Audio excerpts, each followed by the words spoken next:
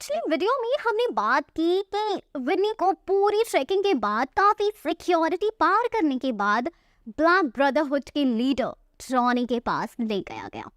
Johnny एक बड़े से हॉल में बैठा है। हॉल में चारों ओर कुर्सियां, बीच में टेबल, जिस पर हर कुर्सी के सामने पानी की बोतल रखी है। सामने वाली कुर्सी पर जॉनी बैठा है। जैसे ही गार्ड विनी को अंदर लेकर गए, गार्ड ने कहा ये हमले की बात कर रहा था। इस पर जॉनी अपने खतरनाक दिखने वाले गार्ड से बोला, कल तक वो ट्रक ड्राइवर मुझे यहीं चाहिए, ना मिले तो इसे भी वहीं भेज देना जहां आज तक तुम सबको भेजते आए हो।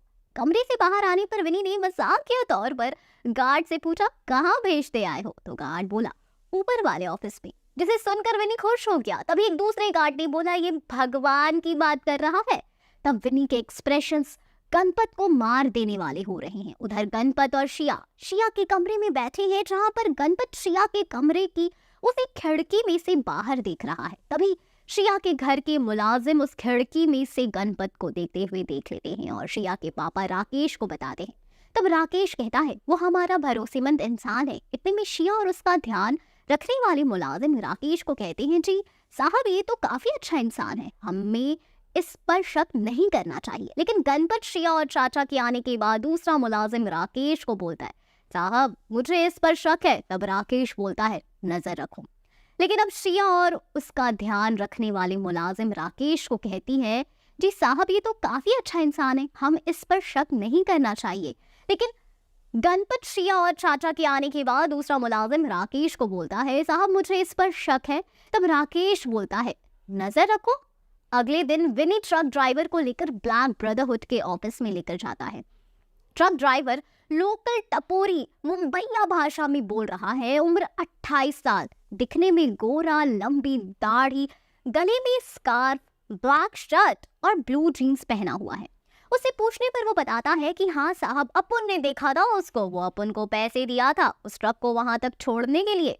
इस पर ब्लैक ब्रदरहुड के लोग बोलते हैं, मतलब वो लोग हमले की तैयारी कर रहे हैं। इतने में जॉनी अपनी कार में वहां पहुंचता है और ट्रक ड्राइवर उसे देखकर हक्का बक्का रह जाता है। उसकी सांस फूलने लगती है। तभी उसका दोस्त विनी उसे वहां से बाइक पर बैठाकर चला जाता है। वहां वो ट्रक ड्राइवर अपना मेकअप और कपड़े बदलता है तो वो गणपत ही होता है। तब विनी उसे पूछता है, तू ठीक है? तब गणपत कहता है, अब ठीक हूँ। इतने में शिया का फोन आता है और वो कहती है कि पापा मेरी शादी करवा रहे हैं। गणपत उससे कहता है, कुछ नहीं होगा।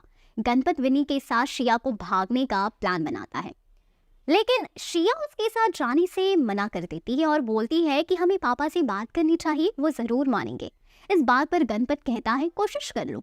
शिया ने सब बात अपने पापा टोनी को बता दी, लेकिन उसके पापा ने कहा, वो 2 कौड़ी का इंसान, मैंने उसे घर में जगह दी और वो मेरी ही इज्जत से खिलवाड़ कर रहा है। और अपने गार्ड को पूरे घर की चौकसी करने पर लगा दिया और ये भी कह दिया कि जो भी गणपत को यहाँ देखे उसे गोली से उड़ा दे।